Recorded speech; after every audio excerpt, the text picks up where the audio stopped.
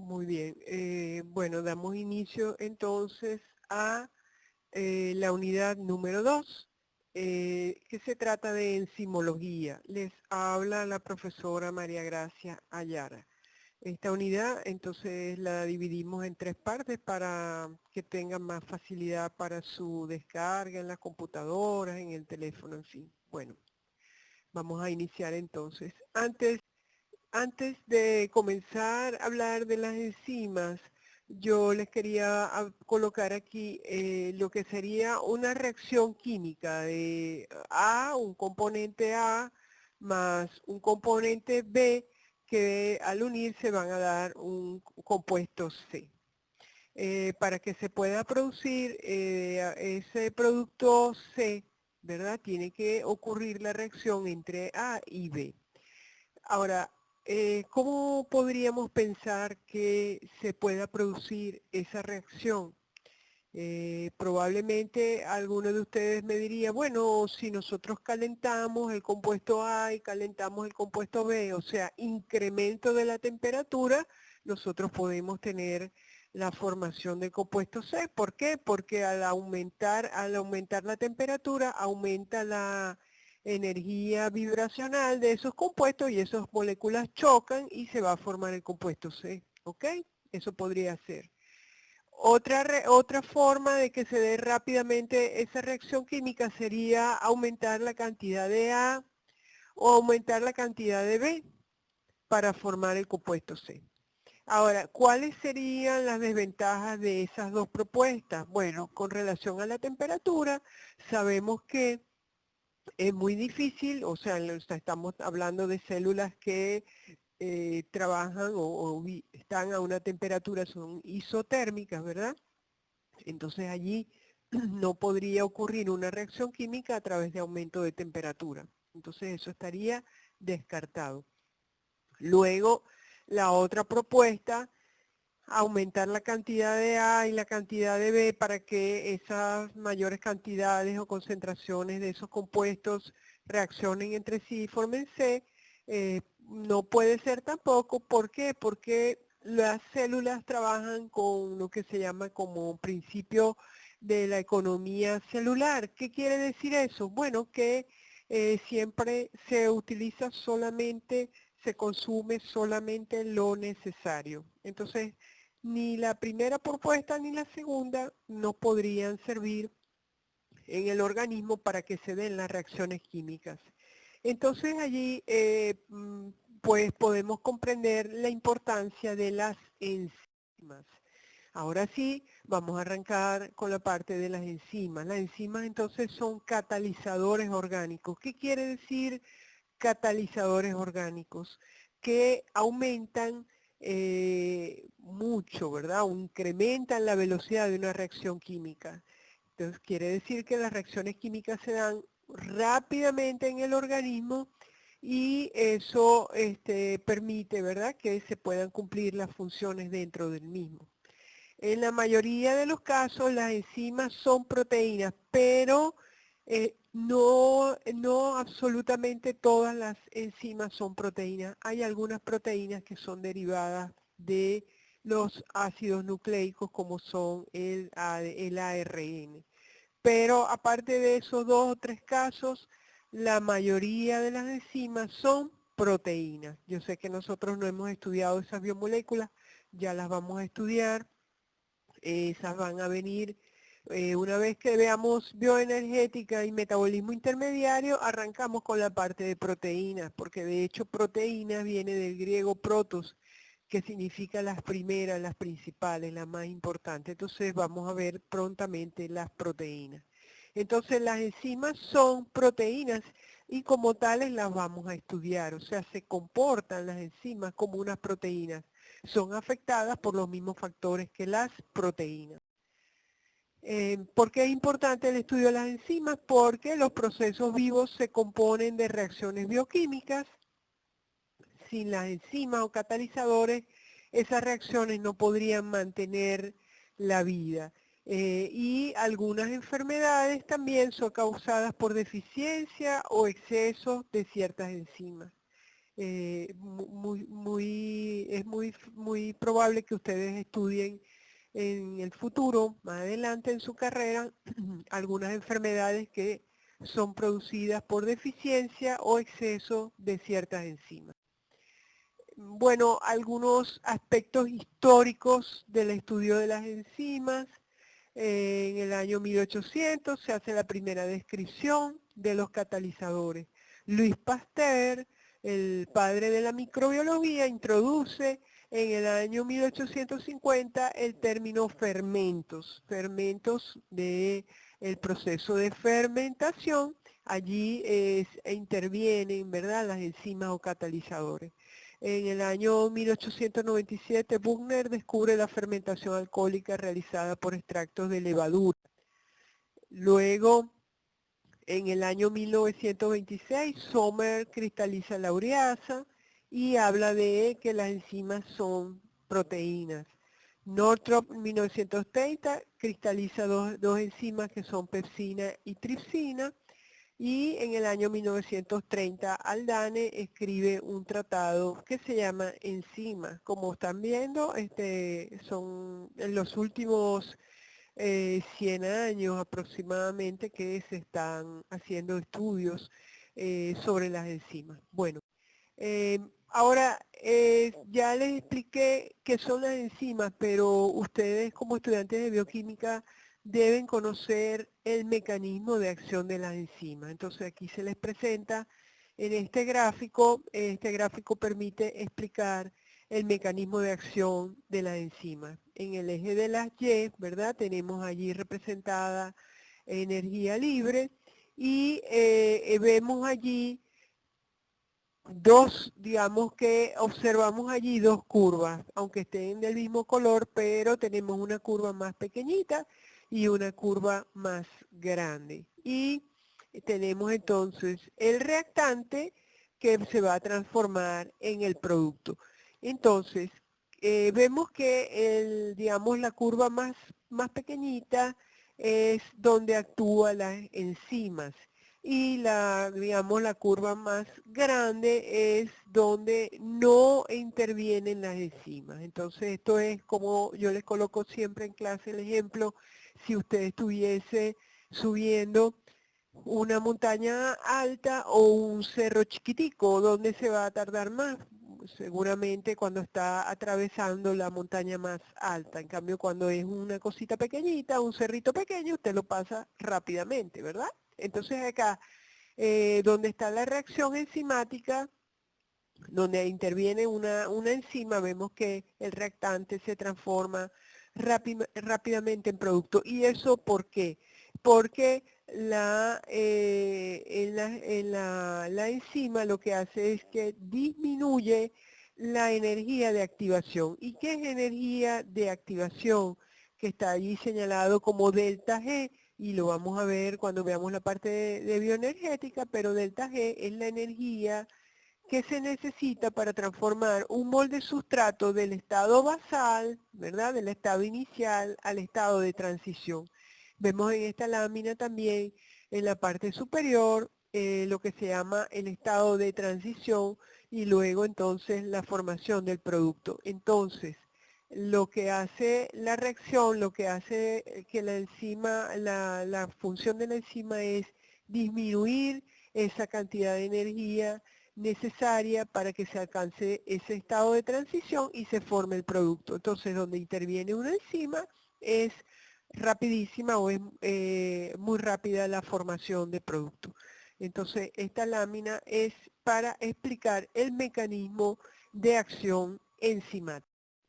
Y en esta lámina, muy brevemente, porque usted dirá, pero ¿qué es eso de estado de transición? ¿A qué se refiere? Bueno, en el estado de transición, fíjense, acá tenemos un ejemplo, solamente es un ejemplo. La oxidación de la molécula de etanol para formar el acetaldehído. Y abajo tenemos entonces el estado de transición. En el estado de transición, allí lo que sucede es que no, digamos que no se forma, no es, no es como el reactante, pero tampoco es como el producto. Eso es como cuando decimos que la adolescencia es la transición entre ser niño y ser adulto. En la adolescencia tienes características de niño y tienes también características de adulto. Bueno, así es el estado de transición. Solamente es para que ustedes comprendan a qué se refiere el estado de transición.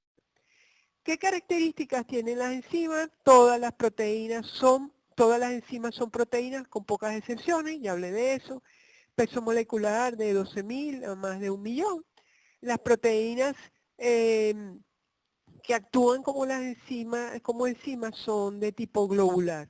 Bueno, nosotros, como dije ya, no hemos estudiado las proteínas aún, pero hay proteínas globulares y proteínas fibrosas. Y aquí en esta lámina se muestra una proteína globular que actúa como enzima. Las proteínas fibrosas son más bien alargadas y tienen otras funciones en el organismo.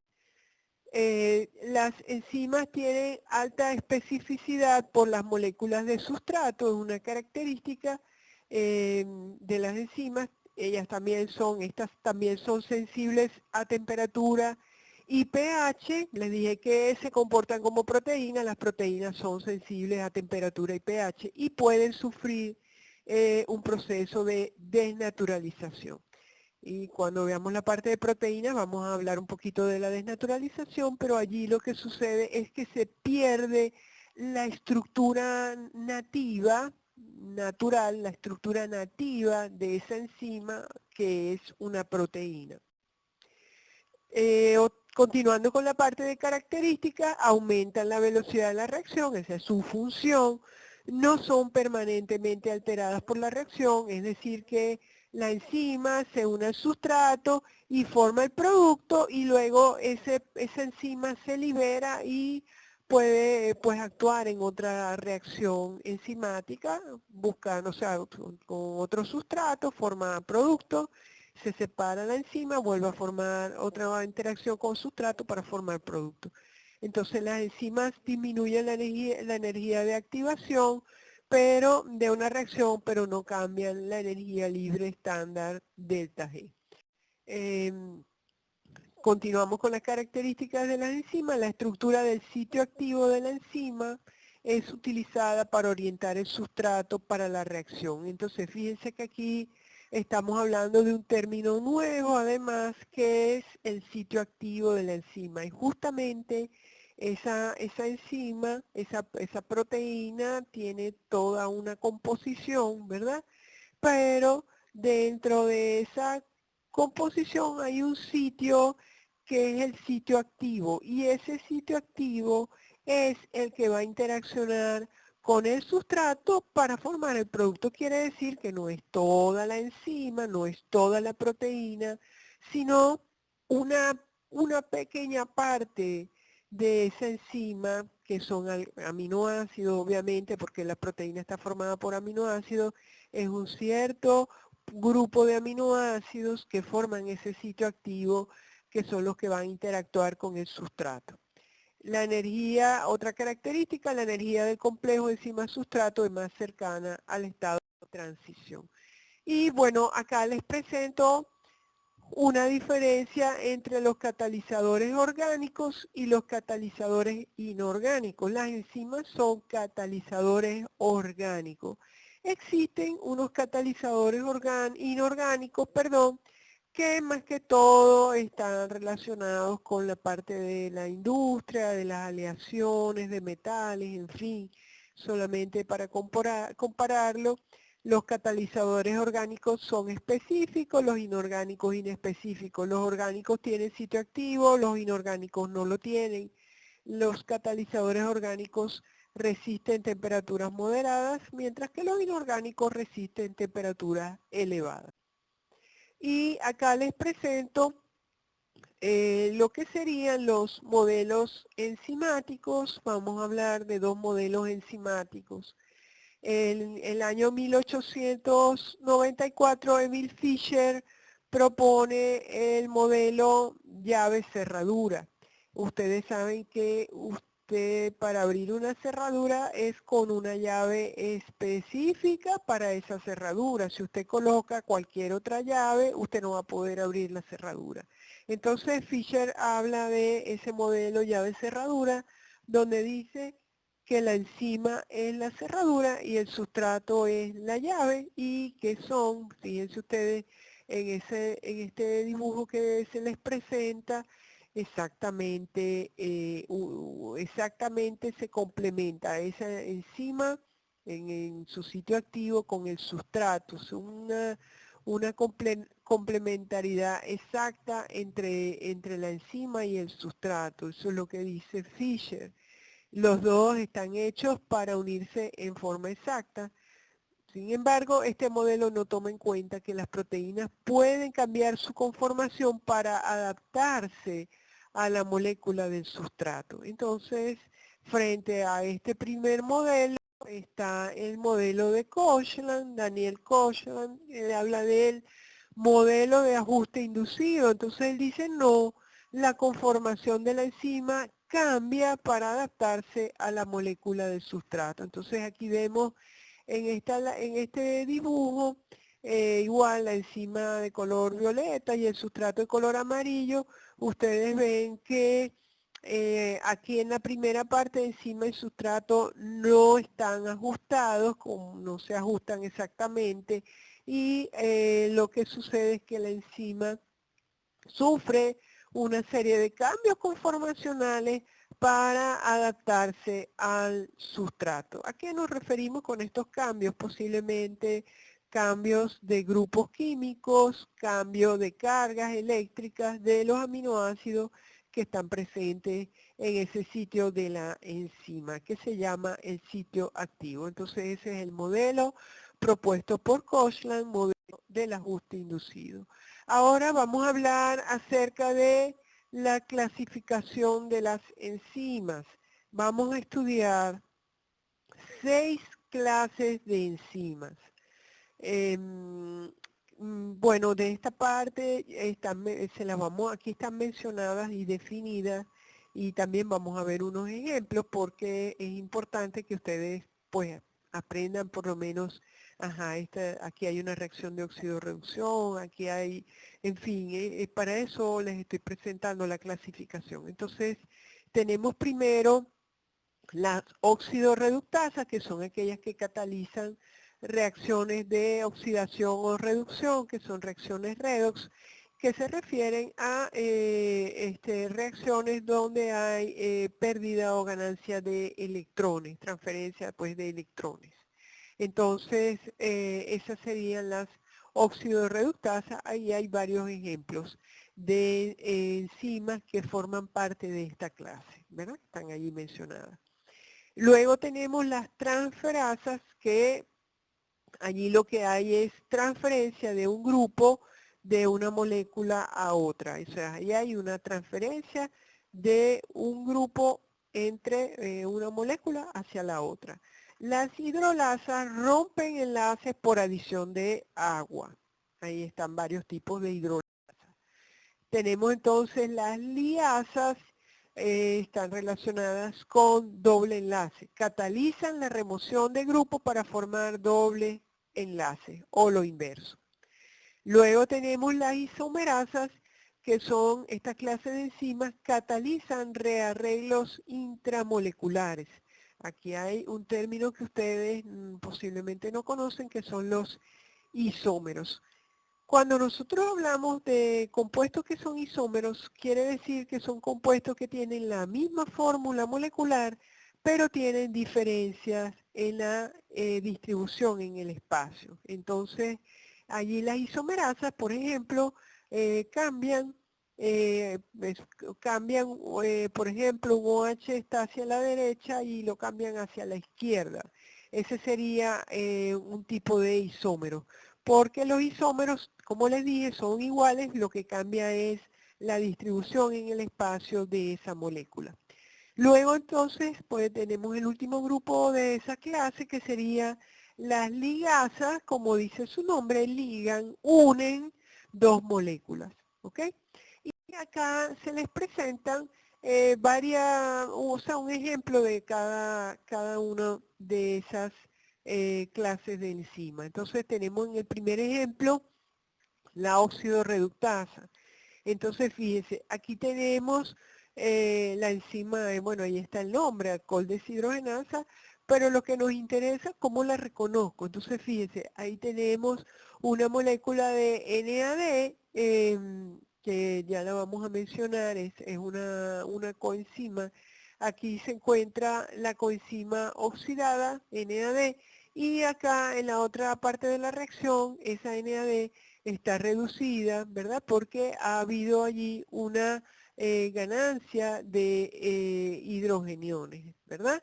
Entonces allí hay una transferencia, o sea, una oxidorreducción, que usted la va a reconocer porque va a ver la presencia de esas coenzimas que cambian de oxidada a reducida o reducida a oxidada, y ve ahí por efecto de esas enzimas. En la segunda reacción, entonces tenemos la transferasa, glucosa más ATP me forma glucosa 6-fosfato más ADP. El ATP, vamos conociéndolo de una vez, el adenosin trifosfato, esa molécula de alta energía. Entonces fíjense que son 3 fosfatos, ahí ocurre la transferencia de un fosfato para la glucosa. Entonces glucosa 6-fosfato, ella está ahora fosforilada, y el ATP ahora se llama ADP porque perdió un grupo fosfato. Vamos con este otro ejemplo, la hidrolasa. Les mencioné entonces que había adición, es muy fácil reconocer y probablemente yo les pueda colocar en la evaluación unos ejemplos, y ahí está la adición de una molécula de agua, actúa una enzima de tipo o de clase hidrolasa. Liasa entonces está relacionada, como les dije, con la adición o remoción de un doble enlace. Fíjense que ahí tenemos que el piruvato antes tenía 2 dobles enlaces, ahora tiene uno solo, actúa una liasa. Luego la isomerasa, fíjense que aquí tenemos de alanina a L-alanina. Eso lo hizo una enzima que se llama isomerasa. ¿Qué hizo esa enzima? Bueno, el grupo amino de la alanina estaba a la derecha y lo movió hacia la izquierda. Entonces, esos dos compuestos entre sí son isómeros. D-alanina y L-alanina es la misma molécula, pero cambia la distribución en el espacio de algunos de sus grupos. En este caso, un grupo amino, pero puede ser cualquier otro. O sea, ya para que conozcamos el término iso. Y ustedes saben que el prefijo iso significa iguales. Por ejemplo, el triángulo isósceles tiene los mismos iguales lados y ángulos. Eso es iso. Y ustedes tendrán otros ejemplos de iso. Iso significa igual. Entonces, esos son las isomerasas. Y la ligasa, aquí vemos entonces la unión de esas dos moléculas que me forman ese piruvato más ácido carbónico. Me van a formar por esa enzima que se llama piruvato carboxilasa, la une a esas dos moléculas. Por eso se llama, forma el oxalacetato, forma entonces o actúa una enzima de tipo liga. Vamos a hablar ahora de las enzimas, lo que se llaman enzimas conjugadas, porque en algunas reacciones se requiere algunos componentes diferentes de la proteína, de la parte de la enzima solita. En algunos casos necesita la presencia de otros componentes, es lo que se llaman las enzimas conjugadas. Entonces, cuando nosotros hablamos de enzima, holo significa integral. La holoenzima es la enzima intacta con sus cofactores unidos. La apoenzima se refiere solamente a la parte proteica de la enzima sin los cofactores. Eso es apoenzima. Luego tenemos entonces los cofactores y las coenzimas. Vamos a hablar un poco de los cofactores. Los cofactores son iones como por ejemplo el magnesio o el zinc. Y las coenzimas son moléculas orgánicas complejas derivadas de las vitaminas. Entonces, vamos a hablar un poco, para comenzar, hablar acerca de los cofactores. Los cofactores, cuando hablamos de cofactores, estamos hablando de metales. Si buscamos la tabla periódica, tenemos entonces los metales alcalino-térreos, litio, sodio, potasio y plata, ¿verdad? Pero tenemos también los metales de transición. Los metales alcalino-térreos no nos interesan como cofactores porque no son cofactores, sino los metales de transición. Los metales de transición están involucrados frecuentemente en la catálisis. Ejemplo, hierro, cobre, cobalto y zinc son cofactores. ¿Por qué son ellos los cofactores que intervienen en las reacciones enzimáticas? Tienen algunas propiedades, tienen una cantidad elevada de cargas positivas, actúan como ácidos de Lewis, aceptan pares de electrones, pueden intervenir en reacciones de oxidación. Ahí les pone el ejemplo de el hierro de valencia 3 a valencia 2, ¿verdad? Intervienen en reacciones de óxido-reducción y tienen la propiedad, esos cofactores de metales de transición, de ayudan a polarizar las moléculas de agua. Aquí les pongo un ejemplo, una enzima unida al zinc más la molécula de agua. Eh, bueno, ese cofactor que es el zinc que interviene en esa reacción enzimática va a ser capaz de polarizar esa molécula de agua, que quiere decir en separarla en el ion hidronio, hidroxilo, en el ion hidronio o un protón, más el ion OH, ya de eso estuvimos hablando en agua, yo sé que ustedes ya saben a qué me refiero. Entonces esa polarización la realiza el cofactor que es el zinc e interviene en esa reacción. Y hablando en esta lámina les presento algunos cofactores, el hierro, el cobre, el zinc, magnesio, manganeso, el níquel, potasio, molibdeno y selenio. Entonces fíjense que ahí están mencionadas todas las enzimas que necesitan la presencia de esos cofactores para que se dé la reacción enzimática.